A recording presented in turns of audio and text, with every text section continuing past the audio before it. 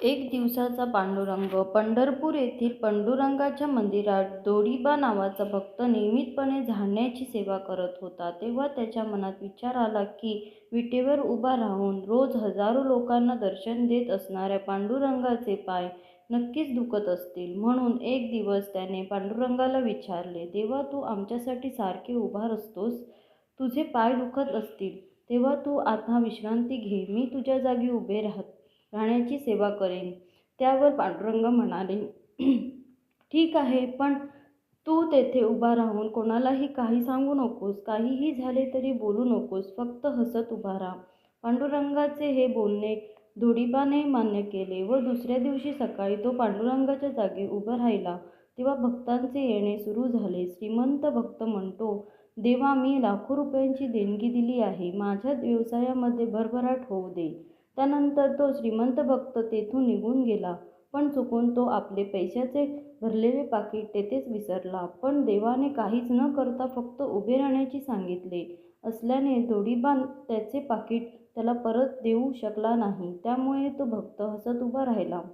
पुढे तेथे एक गरीब भक्तांचे येणे झाले. गरीब भक्त म्हणतो, पांडुरंगा, हा 1 रुपया मी तुला अर्पण करतो. माझी ही धनाची सेवा स्वीकार कर. तसेच मला नेहमी तुझ्या चरणाशी ठेव. माझ्याकडून तुझी भरपूर सेवा करून घे. तेव्हा माझी बायको व मुले 2 दिवसापासून उपाशी आहेत. घरात अन्नाचा कण नाही. माझा सगळा भार तुझ्यावर सोडला आहे. जे काही होईल ते तुझ्या इच्छेप्रमाणे होईल असा मला विश्वास आहे.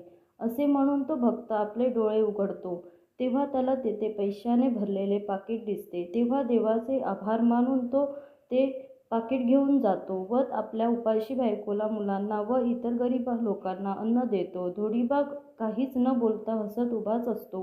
पुढे तेथे एक नावाडी येतो. देवाला उद्देशून तो म्हणतो, हे पांडुरंगा, आज मला समुद्रातून खूप लांबचा प्रवास करायचा आहे. तेव्हा सर्व व्यवस्थित होण्यासाठी आशीर्वाद दे. असे म्हणून तो नावाडी तेथून जाऊ लागतो. तितक्या तो श्रीमंत भक्त पोलिसांना घेऊन तेथे येतो. तेथे पाकीट नसल्याचे बघत तो श्रीमंत भक्त पोलिसांमार्फत पाकीट चोरल्याच्या संशयावरून नाबाड्याला अटक करायचा सांगतो. तेव्हा नाबाड्याला फार वाईट वाटते, पण तो काहीच करू शकत नसल्याने तो फक्त उभा राहतो. तेव्हा नाबाडी देवाकडे बघून म्हणतो, देवा पांडुरंगा, हे काय खेळ मांडला आहेस? मी काहीच नाही केलं, तरी मला ही शिक्षा का? हे ऐकून धोडीबाचे हृदय गहिवरते. तो विचार करतो की स्वतः पांडुरंग जर येथे असता तर त्याने काहीतरी केले असते. असे म्हणून न राहून तो पोलिसांना सांगतो की पाकीट नावड्याने चोरले नसून ते एका गरीब भक्ताने चोरले आहे. त्यावर पोलीस नावड्याला सोडून देतात. तेव्हा नावडी व श्रीमंत हे दोघे भक्त देवांचे आभार मानून तेथून निघून जातात. रात्री पांडुरंग मंदिरात येतो व धोडीबाला विचारतो, कसा होता दिवस? धोडीबाला म्हणतो, पांडुरंगा, मला वाटले होते की येथे उभे राहणे फार सोपे काम आहे, पण आज मला कळले की हे काम किती अवघड आहे. यावरून कळते की तुझे दिवस हे सोपे नसतात. पण देवा, मी आज एक चांगले काम पण केले. असे म्हणून तो घडलेले सर्व काही देवाला सांगतो. तेव्हा पांडुरंग निराश होऊन त्याला म्हणतो, शेवटी तू माझ्या आज्ञेचा भंग केलास. तुला सांगितले होते की तू कोणालाही काहीही बोलू नकोस, पण तू ऐकले नाही. तुझ्या माझ्यावर, देवावर विश्वासच नाही. तुला काय वाटते की मी भक्तांच्या हृदयातील भावना ओळखू शकत नाही?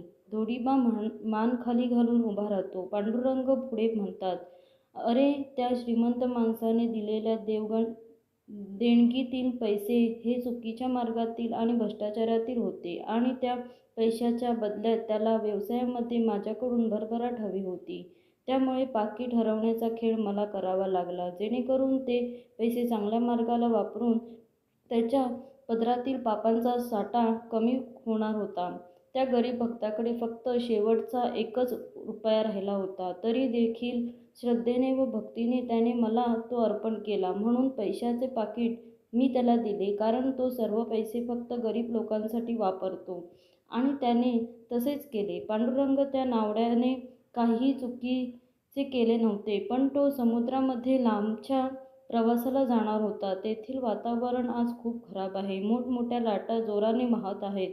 या परिस्थितीत तो आपली नाव वाचून शकला नसता व त्याचा प्राण गेला असता. म्हणून मी त्याला अटक करण्याचा खेळ रचला, जेणेकरून तो तुरुंगात बंद राहील व मोठ्या संकटापासून सुटेल. पण तुला वाटले की आपण एक दिवसाचा देव झालो म्हणजे आपण सगळे समजू लागलो. पण तू तर सर्व खेळावर पाणी सोडले आणि नेहमी जे होते तेच आज पण झाले. देव मनुष्यासाठी चांगले खेळ रचतो, पण मनुष्यच त्यावर पाणी सोडतो. तात्पर्य एवढेच, देव जे काही करत आहे ते फक्त आपल्याला चांगल्यासाठीच करत आहे. आपण फक्त देवावर विश्वास ठेवून धीर बाळगला तरी सर्व काही व्यवस्थित होते.